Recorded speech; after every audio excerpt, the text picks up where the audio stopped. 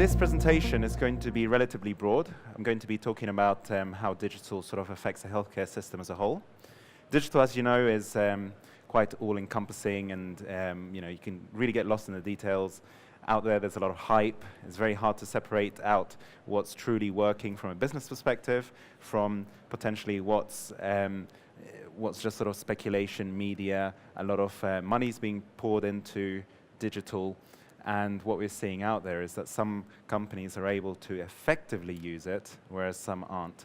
So what I'm going to do is start off with what essentially we have is the sort of the supply and demand side of it.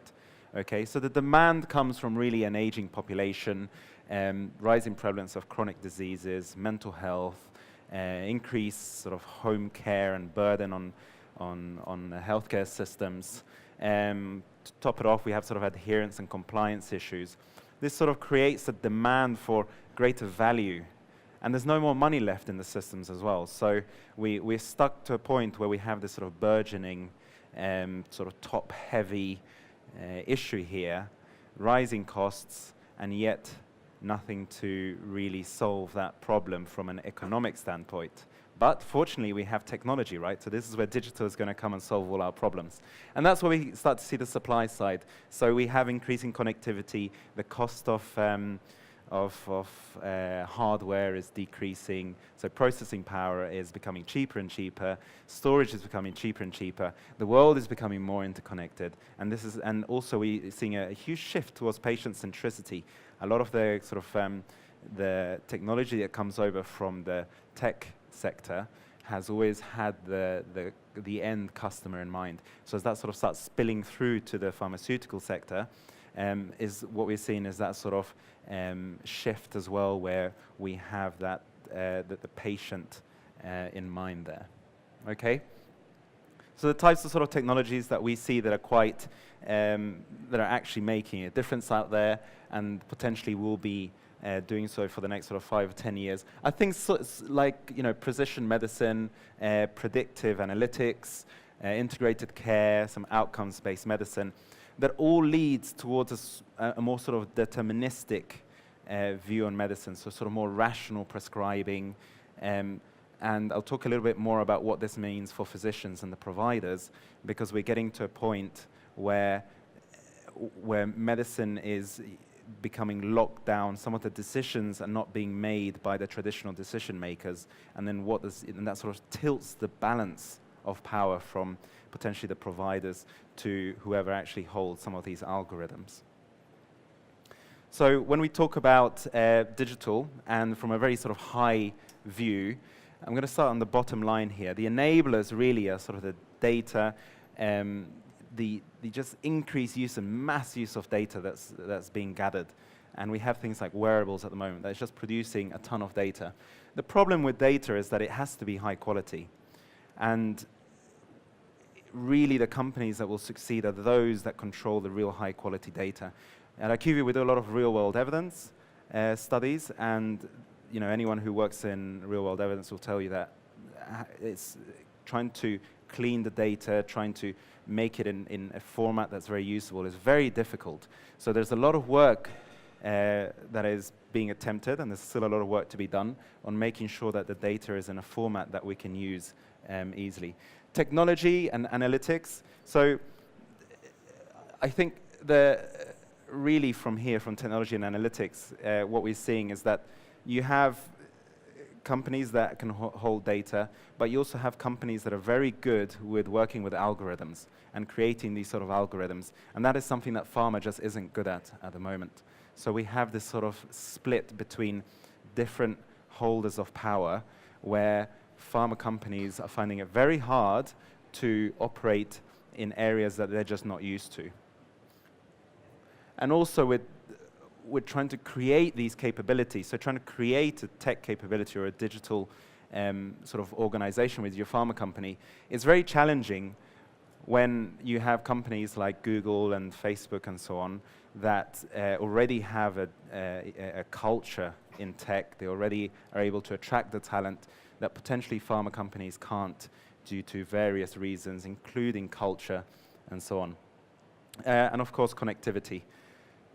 Now, For this audience, probably the sort of more relevant box is going to be sort of on the manufacturing side here. So that's sort of healthcare system stakeholders and that, and how it would affect, and how digital affects them. But really, what we identified here is that we have digital really affects the industry by creating sort of deeper insights and, for example, demand forecasting. So taking a look at predictive demand, greater efficiency. And I think that's really where we're going to start seeing the first sort of breakthroughs, is driving an increase in efficiency and bringing the costs down, sort of more towards real-time supply chain and the implications of that. And then finally, sort of novel engagement, which I feel is a little bit harder to actually achieve, especially on the sort of healthcare system side, where we have this sort of interconnected whole system. So just to sort of recap on just those points, we'll have sort of spend increasing due to the elderly care. We'll have personalized medicine. We'll have things like chronic diseases. And what I didn't touch on is sort of the funding. Funding, we're going to have alongside the increase in sort of digital in the pharma sector. Obviously, banking is another place that's hugely affected by it. And there we're starting to see much more sort of niche and targeted use of insurance ways to ensure healthcare. So we're starting to see that as well. So the sector is going to become more sophisticated. The provision is going to come from efficiency first. So we're not suddenly going to transform the pharma industry into this interconnected digital space where we can target patients really easily, have sort of precision algorithms that's targeting physicians and so on. We're going to start with the efficiency, driving efficiency, and things like supply chain efficiency and manufacturing and so on is really that's where we're going to start seeing the biggest results first. That's not to say that it's going to move on to a different kind of system, but this is really where companies should be focusing right now. And then engagement between stakeholders will also become more virtual, and that's happening everywhere. That's happening with sort of commercial teams and physicians. That's happening between physicians and patients, where things are starting to become more virtual, reaching people more at scale. And we're already seeing that. So in the UK, for example, you have an app where you can just call your doctor from there. You don't even have to go visit them, and then they can prescribe something, and you can just go pick it up from the pharmacy. So that kind of idea is just going to become more and more common. They're also working on things like getting that first triage done using machine learning. So when you go on the app and start punching in your symptoms, it starts to tell you what potentially you have wrong and sort of a preliminary use of preliminary advice. So we're starting to see the first inklings of moving away from the physician taking all that responsibility and the decision making, moving it more towards the algorithms.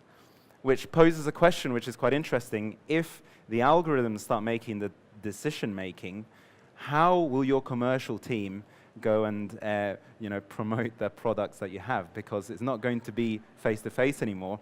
You're going to have to be playing the algorithm, the game of the algorithm, which is what we're seeing in search and Google and so on, is that you have to try, it's an algorithm versus the person trying to get their hits up, or in this case, trying to make sure that that algorithm is prescribing your medicine. So that shift away from the physician is going to be increasingly more common, and it's going to be very interesting. So I'd just like to touch on the whole patient journey, and at several points we have digital affecting all the way from the beginning, pre-diagnosis, right through to remission. Digital affects every point in this journey. And this is why I don't want to get too tied into any one particular point, but I do want to start giving you a little bit of evidence, a little bit of what's actually working out there from an IQVIA viewpoint. One of the things that we see, and this, we track the Apple iPhone App Store and the Google Android ecosystem. We don't use their classification. We go through all the apps one by one and start to classify those which are sort of clinically significant to those that are not. And what we're seeing is not only that there's a huge increase in the amount of apps that we're seeing, and that is slowing slightly because we have a lot of crowding. Everything is becoming pretty saturated. But I think the interesting trend is that we're seeing a decrease in sort of wellness management, such as diet, nutrition, and fitness, but we're starting to see an increase in disease-specific applications in sort of insurance, medication, reminders, info, something that is sort of more clinically useful for patients.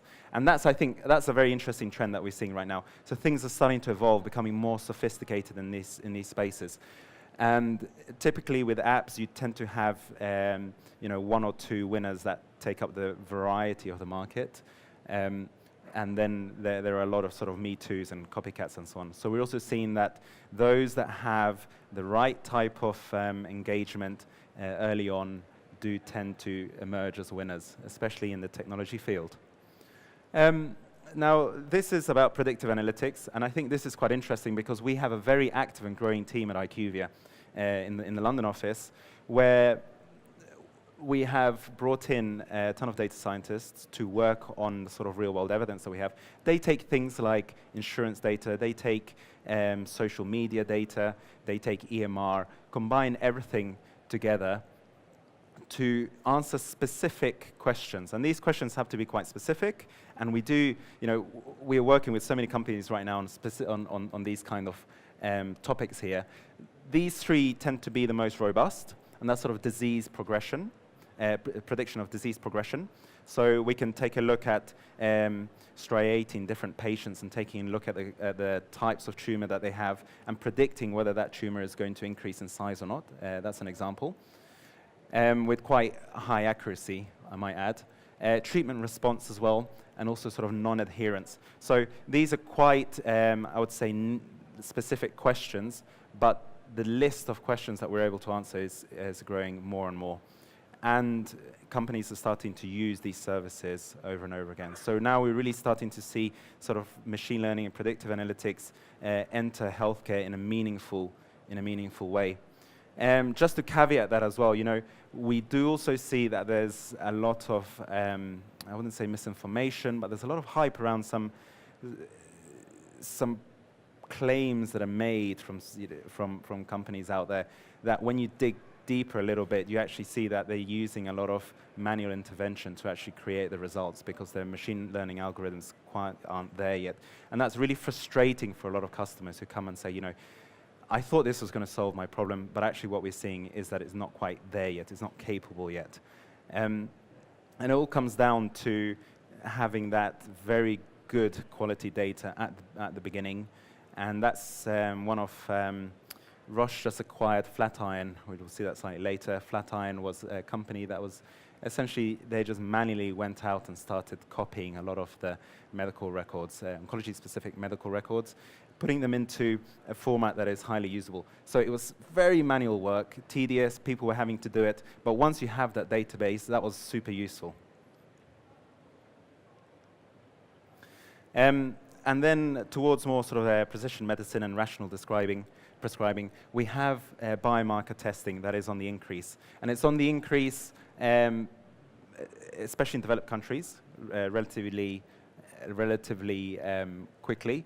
And we're seeing in sort of European countries that those numbers are starting to reach sort of 80% testing in certain cancers like NSCLC.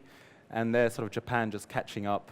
That's the dark green line there. But really, the outcome of that is that we're starting to see that once these have been tested for these biomarkers, that they are being actioned upon. Okay, so it's still not quite there yet. When we speak to some physicians, they get frustrated with the delay in getting the sort of the biomarker testing, and until when they can make a decision. So they say, well, look, I can't really wait. This is someone who needs medication now, not in a week or so when the results are going to start coming in.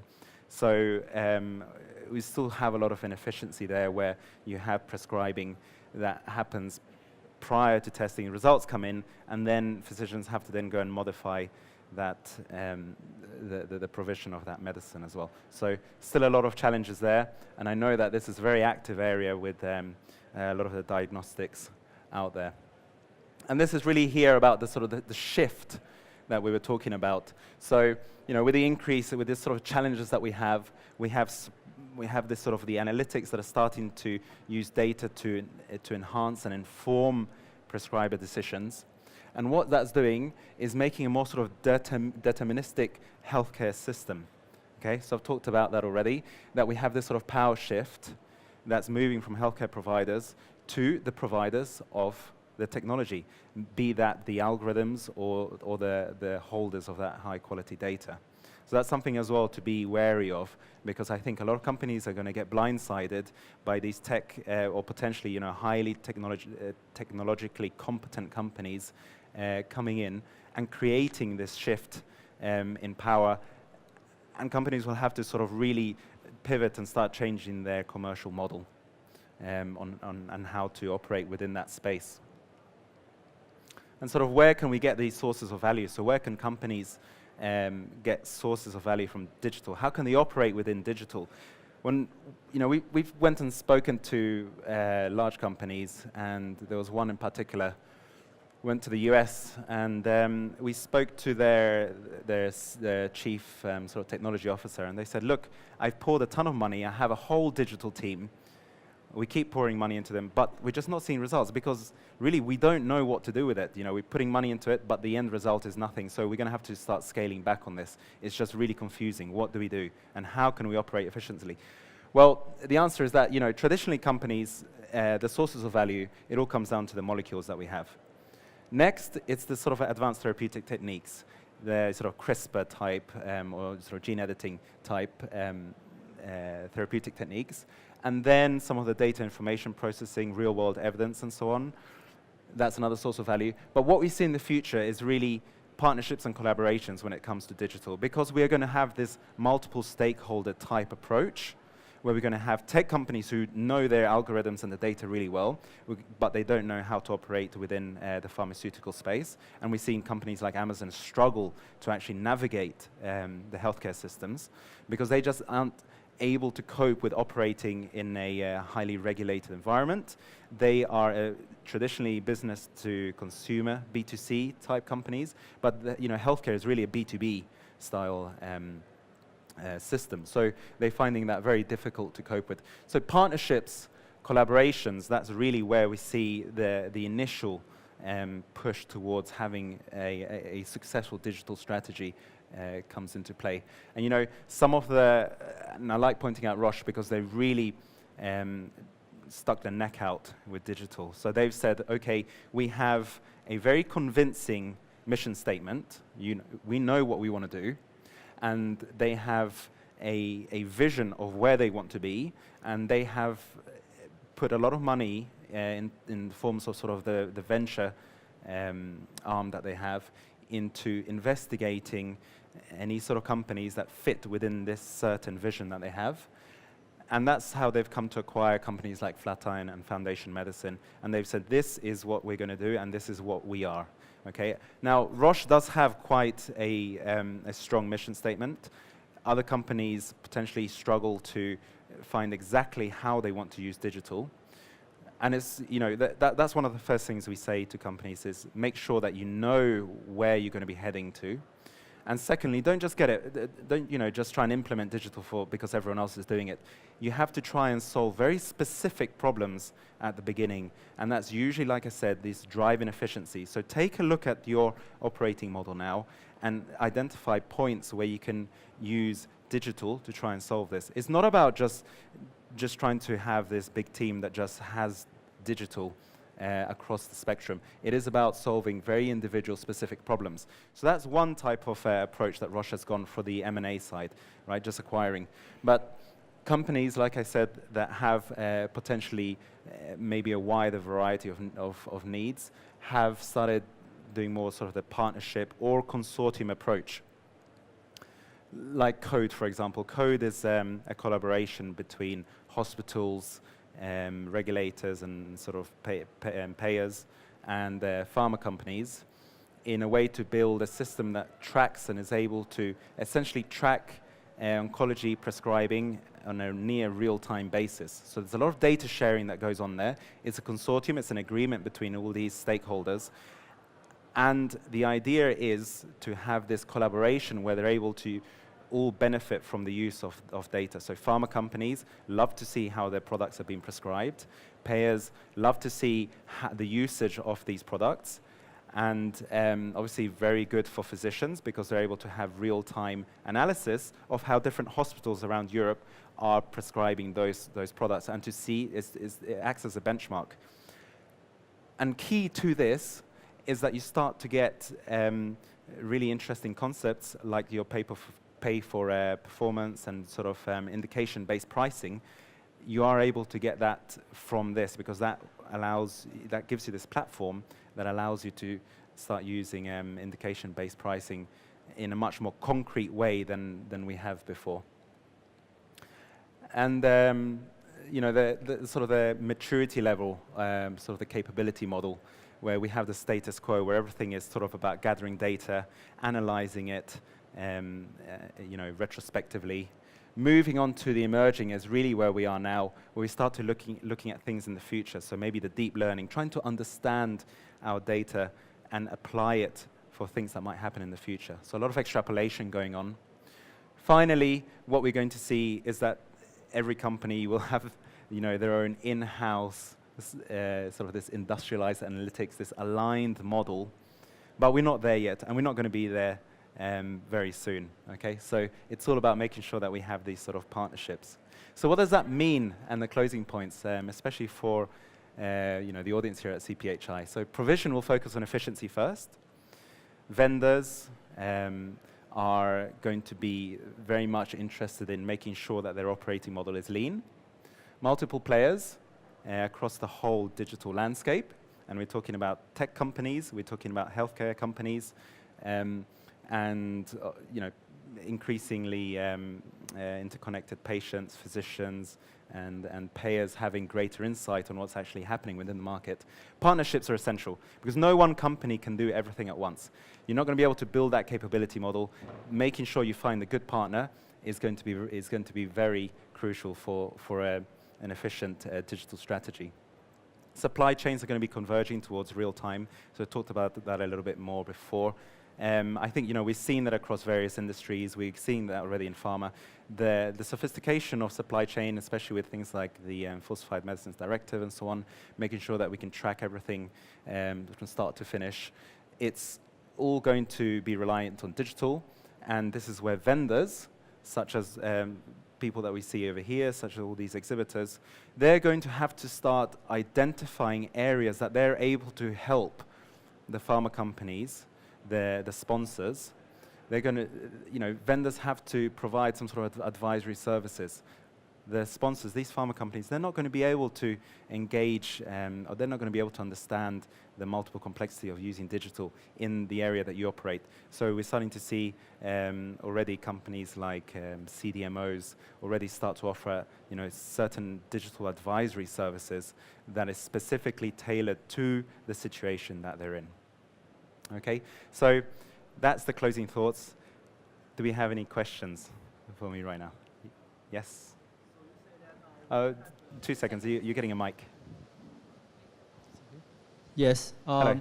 As you say, we need a partnership to have the some company who is good at the digital way, and they have to work with the company who is good at pharmaceutical data, and they have a know-how. Could you give me a example or some?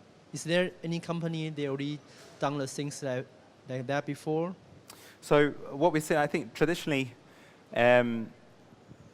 how companies have gone and found successful partners, they do happen in 2 ways. Like I mentioned, the Roche way, which is having a sort of a venture fund, making sure that they're able to fund startups at an early stage because they're able to sort of develop the algorithms with the data that Roche has. So tech companies might not have that data.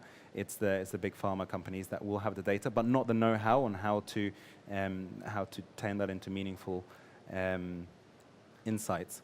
Partnerships, on the other hand, that's a little bit more of a, I guess the next step up is you have developed actual service providers that are able to do that. So specialists that already have been operating in that sphere.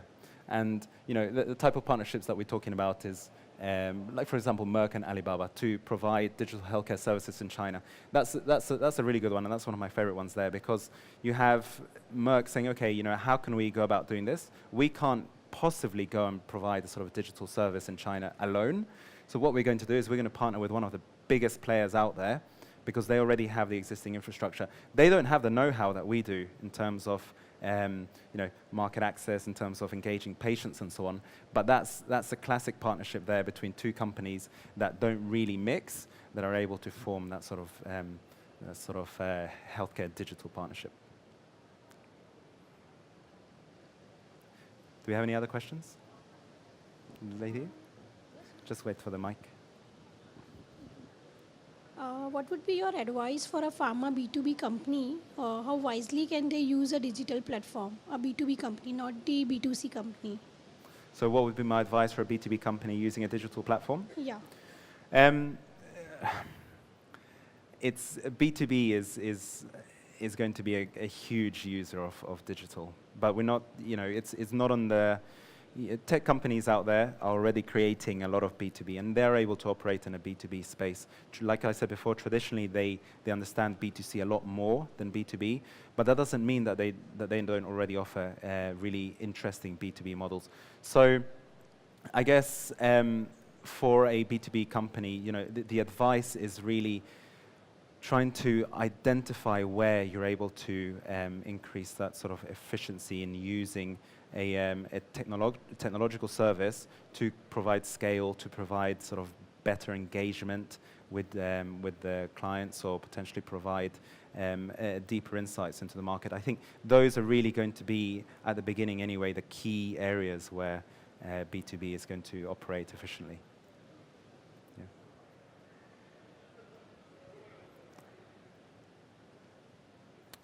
Anyone else? Okay. Well, thank you very much. Thanks, everyone, and have a good day. It's the last day today, so go out there and network really hard. An interconnected CPhI. Thank you.